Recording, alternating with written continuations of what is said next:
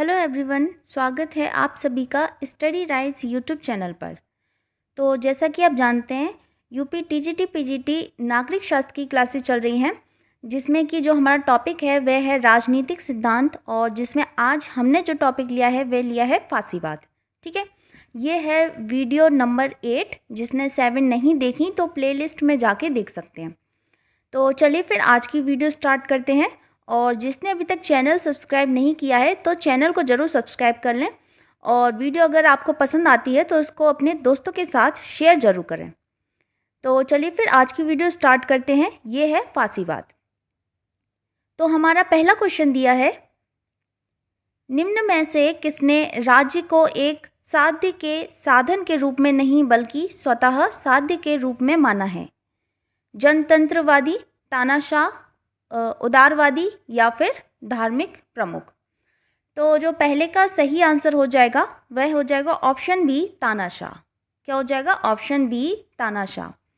जनतंत्रवादियों के विपरीत तानाशाह व्यक्ति की अपेक्षा किसको? राज्य को अधिक महत्वपूर्ण मानते हैं। ठीक है, व्यक्ति की अपेक्षा राज्य को अधिक महत्वपूर्ण मानते हैं। इसका सही आंसर हो जाएगा ऑप्शन बी। अगला प्रश्न है, आधुनिक तानाशाही ने जन्म दिया है, निम्न में से सही कथन चुनिए। सर्वसत्तावादी राज्य को, सामूहिक नेतृत्व को, बहुमत के शासन को या फिर मूल्य आधारित समाज को? तो जो आधुनिक तानाशाही है उसने जन्म दिया है किसको? ये दिया है सर्वसत्तावादी राज्य को। सर्वसत्तावादी राज्य को। जो आधुनिक तानाशाही है उसने 2 रूपों को जन्म दिया है। इसमें से जो पहला है वह है फांसीवाद। ठीक है, और जो दूसरा है वह है नाजीवाद। ठीक है, आधुनिक तानाशाही ने 2 रूपों को जन्म दिया है। इनमें से पहला है फांसीवाद और दूसरा है नाजीवाद, इसमें प्रमुख है। सही आंसर है इसमें ऑप्शन ए। अगला प्रश्न देखते हैं। यह है प्रश्न नंबर 3। जन लोकतांत्रिक अधिनायकवाद का विचार किसने दिया है? मायो ने दिया है, मार्क्स ने दिया है, स्टालिन ने दिया है या फिर ट्रॉट्स्की ने दिया है? तो जन लोकतांत्रिक अधिनायकवाद का विचार जो दिया है वह दिया है ऑप्शन ए, मायो ने। ठीक है, ऑप्शन ए, मायो ने। सही आंसर हो जाएगा इसमें ऑप्शन ए। अगला प्रश्न देखते हैं। सभी कुछ राज्य के अंदर है, राज्य के विरुद्ध और बाहर कुछ नहीं है। किसने कहा है? हीगल ने कहा है, हिटलर ने कहा है, ग्रीन ने कहा है या फिर मुसोलिनी ने कहा है? तो सभी कुछ राज्य के अंदर है, राज्य के विरुद्ध और बाहर कुछ नहीं है। यह कथन किसका है? यह है ऑप्शन डी, मुसोलिनी ने यह कथन दिया है। फांसीवाद एक सर्वशक्तिमान राज्य का समर्थन करता है। राज्य की सत्ता इसमें परम, असीमित तथा अविभाज्य है। इसी संदर्भ में मुसोलिनी कहते हैं कि राज्य के बाहर कुछ नहीं है, इसके विरुद्ध कुछ नहीं है, इसके ऊपर कुछ नहीं है। राज्य के हित के सामने व्यक्ति का हित गौण है। इसी प्रकार त्रितस्के हैं, उन्होंने भी कहा है कि दंडवत होकर राज्य की पूजा करनी चाहिए। ठीक है, सही आंसर है इसमें ऑप्शन डी।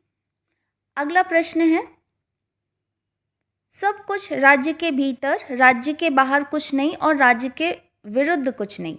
ये कथन इंगित करता है कल्याणकारी राज्य का, सर्वाधिकारवादी राज्य का, प्रजातांत्रिक राज्य का या फिर वर्ग व्यवस्था का। ठीक है, तो ये किसको इंगित करता है? ये करता है सर्वाधिकारवादी राज्य का, सर्वाधिकारवादी राज्य का। ठीक है, सही आंसर हो जाएगा इसमें ऑप्शन बी। अगला प्रश्न है, जिसे जीना है उसे युद्ध करना होगा। ये कथन किसका है? सिकंदर महान का, मुसोलिनी का, माओ त्से तुंग का या फिर हिटलर का?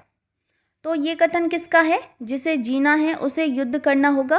तो ये कथन है हिटलर का। ठीक है, हिटलर ने कहा था कि अविराम युद्ध से ही मानव जाति की उन्नति हुई है। जिसे जीना है उसे युद्ध करना होगा। सदा के लिए अगर शांति स्थापना चाहिए तो मानव जाति गर्त में चली जाएगी। ठीक है, यह कथन किसका है? तो यह है हिटलर का कथन है। एक अन्य स्थान पर हिटलर ने कहा है कि युद्ध सदाबहार तथा विश्वव्यापी है। इनका कथन है हिटलर का कि युद्ध जो है वह सदाबहार तथा विश्वव्यापी है, युद्ध जिंदगी है, हर संघर्ष युद्ध है और हर चीज की उत्पत्ति युद्ध के माध्यम से हुई है। ठीक है, तो ये भी कथन किसका है? ये है हिटलर महोदय का कथन है। ठीक, सही आंसर हो जाएगा इसमें ऑप्शन डी। अगला प्रश्न देखते हैं, यह है प्रश्न नंबर 7। आधुनिक समय में बल सिद्धांत के बलिष्ठ समर्थक थे लेनिन, हिटलर, विंस्टन चर्चिल या फिर महात्मा गांधी। तो आधुनिक समय में बल सिद्धांत के जो बलिष्ठ समर्थक हैं, जो बल पर ज़्यादा जोर देते हैं या फिर जो शक्ति के परम पुजारी हैं, वह हैं हिटलर। ठीक है, कौन है? हिटलर है। तो ये क्या है? ये हिटलर जो हैं वह शक्ति के परम पुजारी थे और इनकी जो आत्मकथा है उसका नाम है मीन कैम्प। इनकी आत्मकथा है उसका नाम क्या है? Mean camp. ठीक है, इनकी आत्मकथा का नाम है मीन कैम्प। तो उसमें ये लिखते हैं अपनी आत्मकथा में वह लिखते हैं कि निरंतर युद्ध द्वारा ही मानव जाति महान बन सकी है, सर्वकालिक शांति उनका विनाश कर देगी। ठीक है, ये इनका विचार है। किस में लिखा है? मीन कैम्प में इनकी ऑटोबायोग्राफी है, यानी कि आत्मकथा है, तो जिसमें उन्होंने ये विचार दिया है। ठीक है, और उस आत्मकथा का नाम क्या है? मीन कैम्प है। मीन कैम्प है। ठीक है, नेक्स्ट है क्वेश्चन, नाजीवाद का जनक था इंदिरा गांधी, मुसोलिनी, हिटलर या फिर लेनिन। तो नाजीवाद का जनक कौन है? तो ये है हिटलर। नाजीवाद के जनक कौन है? हिटलर है। जो नाजीवाद है ये कहाँ से शुरू हुआ है? तो ये हुआ है जर्मन से। कहाँ से? जर्मन से। ठीक है, जर्मन नाजीवाद वर्ष 1933 में हिटलर के चांसलर के पद पर आसीन होने से बहुत पूर्व ही सैद्धांतिक रूप में ये प्रकट हो चुका था। ठीक है, तो नाजीवाद के जनक कौन है? ये है हिटलर। सही आंसर हो जाएगा इसमें ऑप्शन सी। अगला प्रश्न है, निम्न में से हिटलर ने किसकी वकालत की है? नाजीवाद की है, फैसिज्म की है, लोकतंत्र की है या फिर अराजकतावाद की है। तो जो हिटलर हैं वह किसकी वकालत करते हैं? तो ये करते हैं नाजीवाद की। किसकी करते हैं? नाजीवाद की। ठीक है, नाजीवाद की वकालत करते हैं। सही आंसर है इसमें ऑप्शन ए। अगला प्रश्न देखते हैं, यह है प्रश्न नंबर 10। अस्थायी अधिनायकवाद के स्थायी और सुस्थापित अत्याचारपूर्ण व्यवस्था बन जाने की संभावना सदा बनी रहती है, यह कथन किसका है?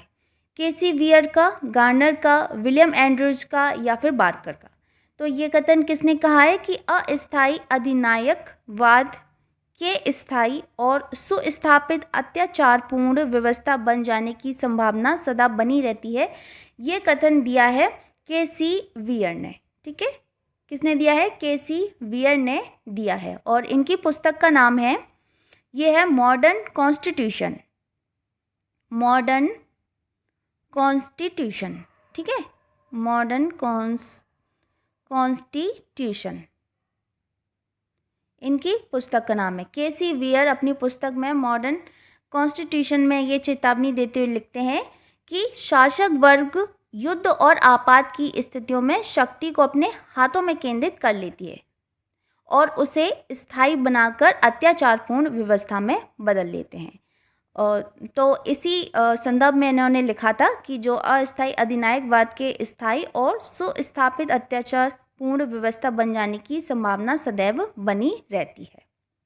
ठीक है, इसका जो सही आंसर है वह है ऑप्शन ए, केसी वियर। अगला प्रश्न है, यह है प्रश्न संख्या 11। निम्नलिखित में से फासीवाद की विशेषता कौन नहीं है? फासीवाद एक सर्वशक्ति संपन्न राज्य का समर्थन करता है। इसमें जातीय सर्वोच्चता पर बल दिया जाता है। यह महामानव पूजा और विशेष वर्ग में विश्वास करता है या फिर यह अंतर्राष्ट्रीय कानूनों में पूरी निष्ठा रखता है। ठीक, तो इसमें हमें बताना है कि फासीवाद में इसमें कौन सी विशेषता नहीं है। फासीवाद की इसमें कौन सी विशेषता नहीं है? तो इसका जो सही आंसर है वह है ऑप्शन डी, यह अंतर्राष्ट्रीय कानूनों में पूरी निष्ठा रखता है। यह अंतर्राष्ट्रीय कानूनों में पूरी निष्ठा रखता है, ये इसकी विशेषता नहीं है। ठीक है, और इसकी कुछ विशेषताएं देख लेते हैं। फांसीवाद की क्या क्या विशेषता हैं। तो जो फांसीवाद है यह विचारधारा का विरोधी है एवं इसका कोई क्रमबद्ध दर्शन नहीं है। यह कार्य प्रधान आंदोलन है और व्यवहारिक है। ठीक है, दूसरा पॉइंट है इसकी विशेषता में, यह सर्वाधिकारवादी अवधारणा है एवं राज्य को सर्वोच्च एवं सर्वशक्तिमान संस्था मानती है। राज्य को क्या मानती है? सबसे ऊंचा और सबसे शक्तिशाली संस्था यह मानती है। कौन? फांसीवाद। तीसरा इसमें पॉइंट है कि यह समाजवाद एवं साम्यवाद विरोधी है। यह समाजवाद का और साम्यवाद का विरोधी है और यह तर्क और बुद्धि का भी विरोधी है ना। और इसमें क्या होता है, यह एक नेता या फिर एक महामानव पूजा तथा विशिष्ट वर्ग में ये विश्वास रखता है फांसीवाद। यह लोकतंत्र विरोधी है ना। और जब लोकतंत्र विरोधी है तो ये किसको ज़्यादा समर्थक करेगा? ये हिंसा और युद्ध का समर्थक करता है और यह उग्र राष्ट्रवाद का भी समर्थक करता है। ठीक है, और व्यक्तिगत स्वतंत्रता यह विरोधी है। व्यक्तिगत स्वतंत्रता का भी यह विरोधी है। ठीक है, यह क्रांति विरोधी विचारधारा है। इसकी विचारधारा कैसी है? क्रांति विरोधी है। यह व्यक्तिवाद और उदारवाद विरोधी है। यह अर्थव्यवस्था पर राज नियंत्रण का समर्थन करता है और यह क्या है? यह अंतर्राष्ट्रीयता और जो शांति है उसका विरोध करता है। ठीक है, अंतर्राष्ट्रीयता एवं शांति का यह विरोधी है। कौन? फांसीवाद।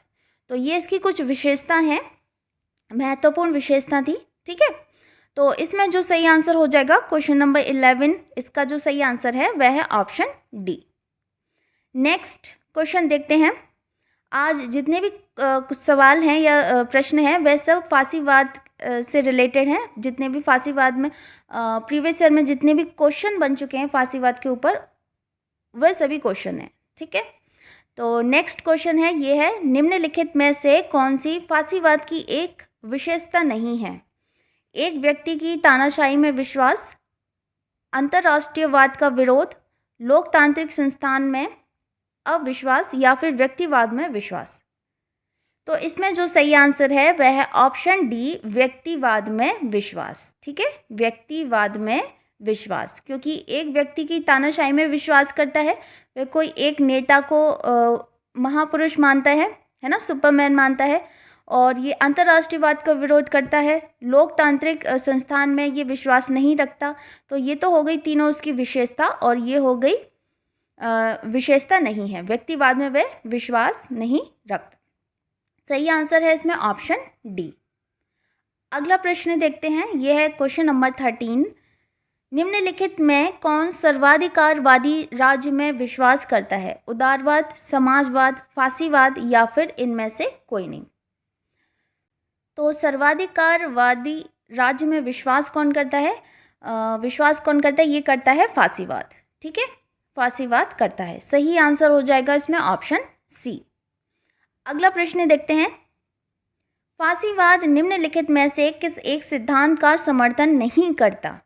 समाज की निगमवादी समझ, प्रजातीय उत्कृष्टता, सर्वहारा की तानाशाही या फिर आज्ञा पालन तथा अनुशासन। तो इसमें से क्या है?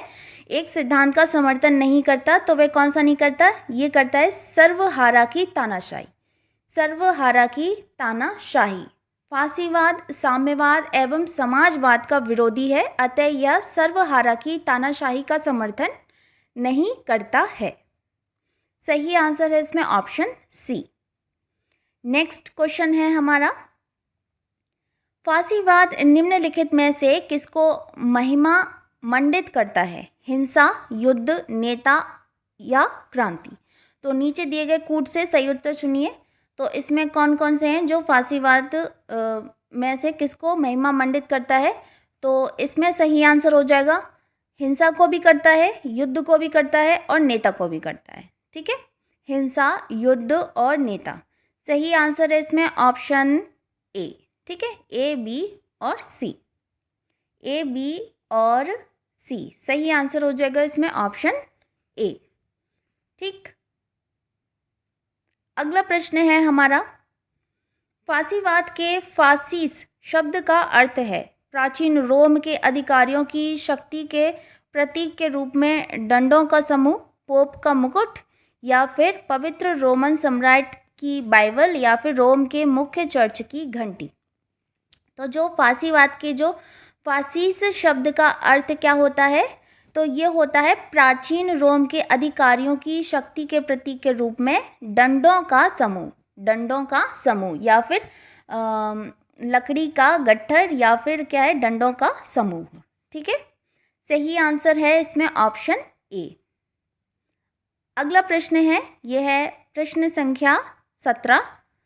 फासीवाद का जन्म हुआ था ब्रिटेन में, इटली में, जर्मनी में, या फिर रूस में। तो जो फासीवाद है इसका जन्म कहाँ हुआ है, तो ये हुआ है ऑप्शन बी, इटली में। कहाँ हुआ है, ऑप्शन बी, इटली में। फासीवाद का जन्म प्रथम विश्व युद्ध के दौरान इटली में हुआ, जहां मुसोलिनी के नेतृत्व में वर्ष 1915 में मिलान में पहले फांसियों की स्थापना की गई। फांसियों, है ना, फांसियों की स्थापना की गई। सही आंसर है इसमें ऑप्शन बी। अगला प्रश्न, फासीवाद का जन्म किस देश में हुआ, अमेरिका, भारत, इंग्लैंड, या फिर इटली। तो अभी बताया कहाँ हुआ है, तो ये हुआ है इटली में हुआ है। फासीवाद का जन्म कहाँ हुआ है, इटली में हुआ है। और अगर हमसे नाजीवाद का जन्म पूछ लेता है, नाजीवाद का जन्म कहाँ हुआ है, तो ये हुआ है जर्मन में हुआ है। कहाँ हुआ है, जर्मन में। और फासीवाद का हुआ है, ये हुआ है इटली में हुआ है। ठीक है, अगला प्रश्न देखते हैं। अंतरराष्ट्रवाद का विरोध किया व्यक्तिवाद ने, उदारवाद ने, फासीवाद ने, या फिर गांधीवाद ने। तो अंतरराष्ट्रवाद का विरोध किसने किया है, तो ये किया है फासीवाद ने किया है। फासीवाद ने किया है। सही आंसर हो जाएगा इसमें ऑप्शन सी। नेक्स्ट क्वेश्चन, फासीवाद के संबंध में सही युग्म की पहचान कीजिए। Italy Mussolini, Germany Mussolini, Italy Hitler, या फिर जर्मनी हिटलर। तो फासीवाद के संबंध में इसमें सही युग्म जो दिया है वह दिया है option A, Italy Mussolini. Italy Mussolini. ठीक है, सही आंसर है इसमें ऑप्शन ए। नेक्स्ट क्वेश्चन है, निम्नलिखित में से कौन सा सही सुमेलित है। नाजीवाद फ्रांस, गिल्ड समाजवाद जर्मनी, फासीवाद इटली, या फिर फैबियनवाद सोवियत संघ। तो इसमें सही कौन सा दिया है, कौन सा सही सुमेलित है, तो ये है ऑप्शन सी, फासीवाद इटली। फासीवाद इटली। नाजीवाद का जन्म हुआ है जर्मन में, तथा फासीवाद का जन्म कहाँ हुआ है, इटली में हुआ है। नाजीवाद के जन्मदाता कौन है, हिटलर हैं, और फासीवाद के जन्मदाता कौन है, मुसोलिनी हैं। ठीक है, और इसमें जो और ऑप्शन दिए हैं इसमें गिल्ड समाजवाद। गिल्ड समाजवाद ये क्या है, ये श्रेणी समाजवाद है। गिल्ड समाजवाद या फिर श्रेणी समाजवाद। तथा फेबियनवाद का उदय ये हुआ है इंग्लैंड में हुआ है। ठीक है, कहाँ हुआ है, इंग्लैंड में हुआ है, जर्मनी में नहीं, इंग्लैंड में हुआ है, इंग्लैंड में हुआ है। ठीक है, और इसमें श्रेणी समाजवाद को स्थापित करने का जो श्रेय जाता है वह जाता है ए.जे. पेंटी और A.R. ऑरेंज को जाता है। तो इसमें जो सही आंसर है वह है ऑप्शन सी, फासीवाद इटली। नेक्स्ट है क्वेश्चन, फासीवाद का जन्म कहाँ हुआ है, चीन में, जापान में, इटली में, या फिर जर्मनी में। तो फासीवाद का जन्म कहाँ हुआ है, तो ये हुआ है इटली में। ठीक है, इटली में जन्म हुआ है। अगला प्रश्न है, फासिज्म किस भाषा से लिया गया है, अंग्रेजी, फ्रेंच, लैटिन, या फिर ग्रीक। तो जो फासिज्म जो वर्ड है ये किस भाषा से लिया गया है, तो ये लिया गया लैटिन भाषा से लिया गया है। अंग्रेजी के फासिज्म शब्द की उत्पत्ति इतालवी शब्द फासियो से हुई है, जो मूलतः है क्या है, लैटिन भाषा के शब्द फासेस से उद्भूत है। ठीक है, तो सही आंसर है इसमें ऑप्शन सी। नेक्स्ट क्वेश्चन देखते हैं, इटली में फासीवाद का उदय परिणाम था पुनर्जागरण का, प्रथम विश्व युद्ध का, नेपोलियनिक युद्ध का, या फिर औद्योगिक क्रांति का। तो इटली में जो फासीवाद का उदय हुआ उसका परिणाम क्या है? तो ये है प्रथम विश्व युद्ध का। फासिस्ट आंदोलन के प्रारंभिक दौर में मुसोलिनी का ध्येय केवल सत्ता को अपने हाथ में लेना था, लेकिन जब प्रथम विश्व युद्ध हुआ उसके बाद में परिस्थितियां बदली। मुसोलिनी ने अपना दृष्टिकोण बदला और वर्ष 1926 के बाद उसकी सरकार का स्वरूप क्या हो गया? एक अधिनायक तंत्रीय हो गया। ठीक है, अधिनायक तंत्रीय हो गया। सही आंसर हो जाएगा इसमें ऑप्शन बी। नेक्स्ट क्वेश्चन देखते हैं, यह है क्वेश्चन नंबर 25। किसने कहा आदमी के लिए युद्ध वही है जो औरत के लिए मातृत्व है? यह किसका कथन है कि आदमी के लिए युद्ध वही है जो औरत के लिए मातृत्व है? कार्ल मार्क्स का, हीगल का, मुसोलिनी का या फिर लेनिन का?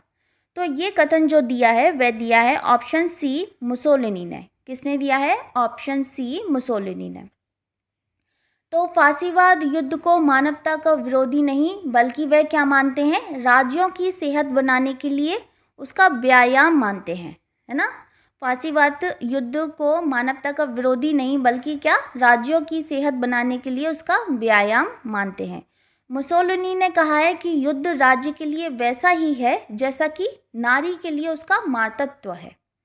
शक्ति का नारा उत्साहहीन, कमजोर तथा नपुंसक देश देते हैं। युद्ध की आग में तपकर ही शक्तिशाली राष्ट्र सोना बनते हैं। ये कथन किसका है?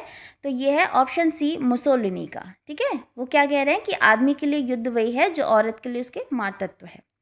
सही आंसर है इसमें ऑप्शन सी। अगला प्रश्न है, यह है प्रश्न नंबर 26। जैसे मातृत्व महिला के लिए है उसी तरह युद्ध पुरुषों के लिए है। किसने कहा है? तो अभी बताया है। किसने कहा है? हिटलर ने कहा है, लेनिन ने कहा है, मुसोलिनी ने कहा है या फिर मायो ने कहा है? तो किसने कहा है? तो ये कहा है ऑप्शन सी मुसोलिनी ने।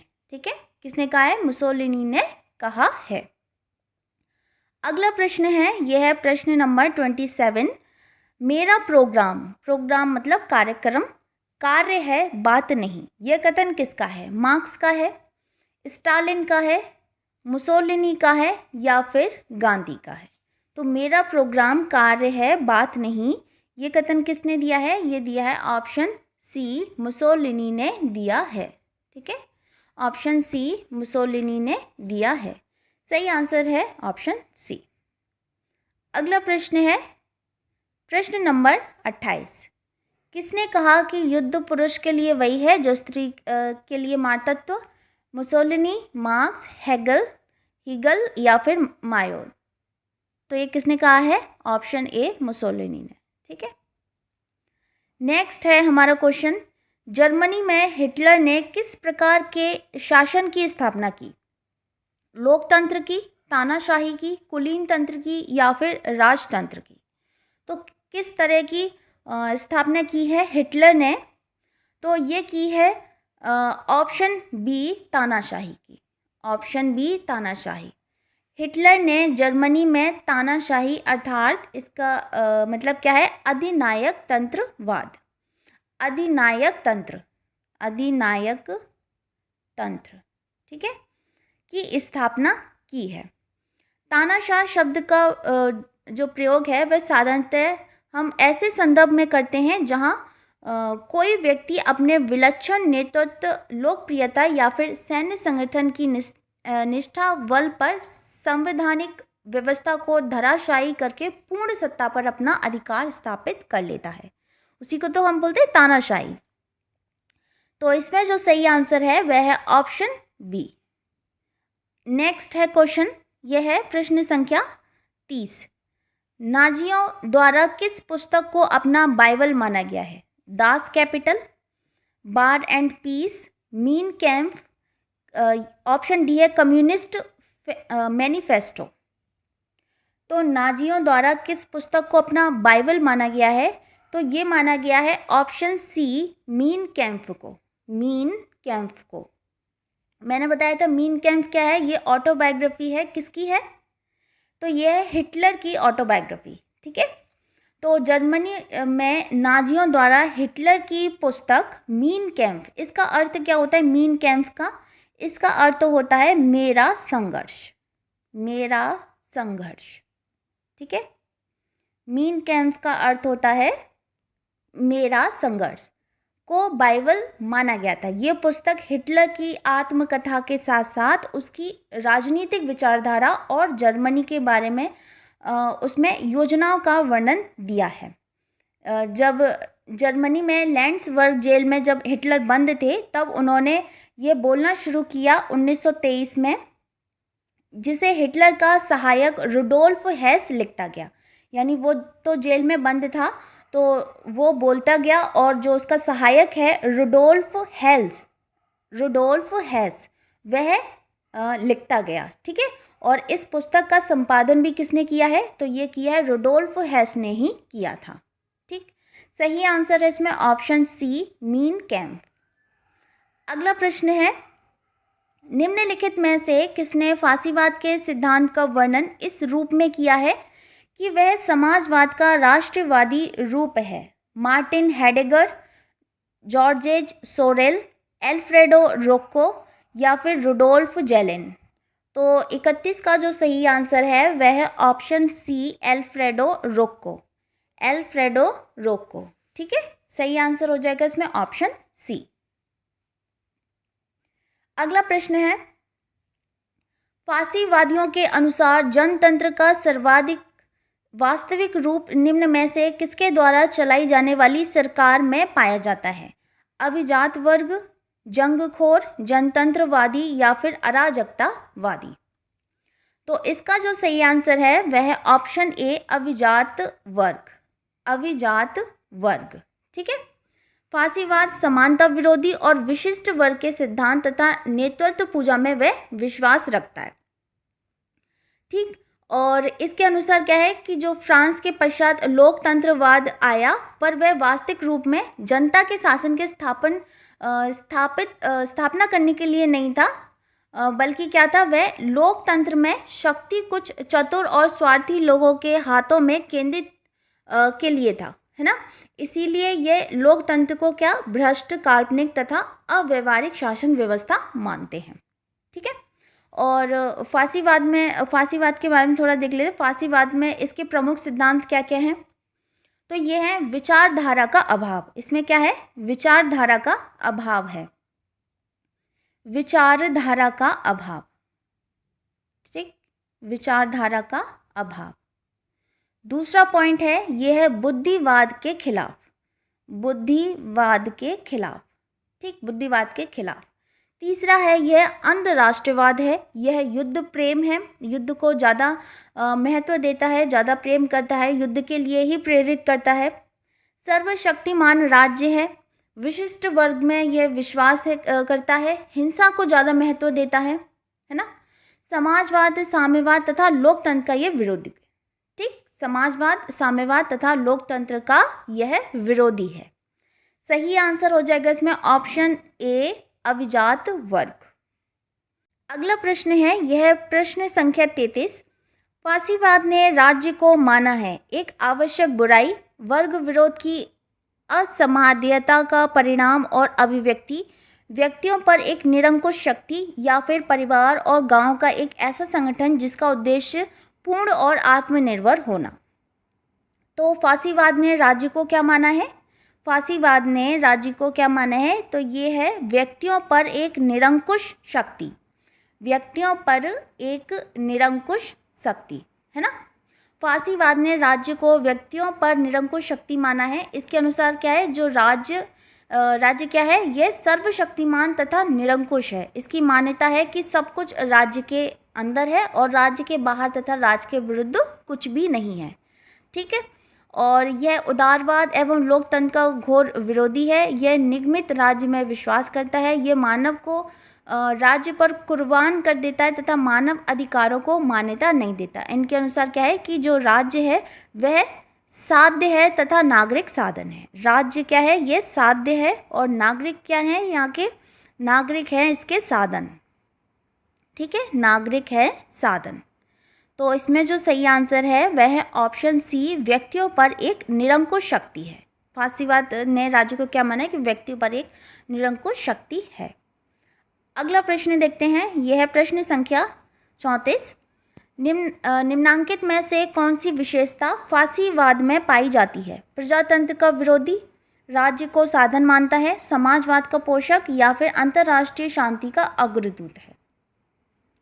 तो कौन सी विशेषता फासीवाद में पाई जाती है? तो ये है प्रजातंत्र का विरोधी है, प्रजातंत्र का विरोधी है। ठीक है, सही है इसमें answer option A. Next question है, ये है क्वेश्चन नंबर 35 और ये है आज का लास्ट क्वेश्चन। फासीवाद विश्वास करता है कि राज्य दल से श्रेष्ठ है, दल राज्य से श्रेष्ठ है, राज्य और दल दोनों एक दूसरे से अलग हैं या फिर राज्य और दल एक ही हैं। तो फासीवाद विश्वास करता है, किस पर करता है कि फासीवाद के अनुसार क्या है, जो राज्य है वह दल से श्रेष्ठ है, राज्य है वह दल से श्रेष्ठ है। ठीक है, राज्य दल से श्रेष्ठ है। फासीवाद शब्द का प्रयोग उस सामाजिक, आर्थिक और राजनीतिक व्यवस्था के रूप का वर्णन करने के लिए किया जाता है जो मुसोलिनी के नेतृत्व में वर्ष 1922 में इटली में स्थापित हुई है। ठीक है, इटली में स्थापित हुई है। तो फासीवाद के बारे में अब तो सारे पता चल गया। ठीक है, इसमें कुछ और भी पॉइंट हैं, जैसे जो राज्य है उसको क्या सर्वशक्तिमान, सर्वोच्च तथा नैतिक इकाई मानता है, और यह उदारवाद और लोकतंत्र का घोर विरोधी है। ठीक है, और यह निगमित राज्य यानी कि जो कॉर्पोरेट स्टेट है उसमें विश्वास करता है, बिलीव रखता है। ठीक, तो इसमें जो सही आंसर है वह है ऑप्शन ए, राज्य दल से श्रेष्ठ। तो ये थी आज की वीडियो। इसमें जितने भी क्वेश्चन थे वह थे फासीवाद और नाजीवाद के ऊपर। तो जितने भी प्रीवियस ईयर में आए हुए क्वेश्चन थे वे सभी आज इसमें कवर हो गए। ठीक है ना, और मिलते हैं फिर बहुत जल्द एक नेक्स्ट टॉपिक में, और तब तक के लिए थैंक यू सो मच। और अगर आपको वीडियो पसंद आती है तो इसको अपने दोस्तों के साथ ज़रूर शेयर करें। तो फिर मिलते हैं बहुत जल्द नेक्स्ट वीडियो में, तब तक के लिए थैंक यू सो मच।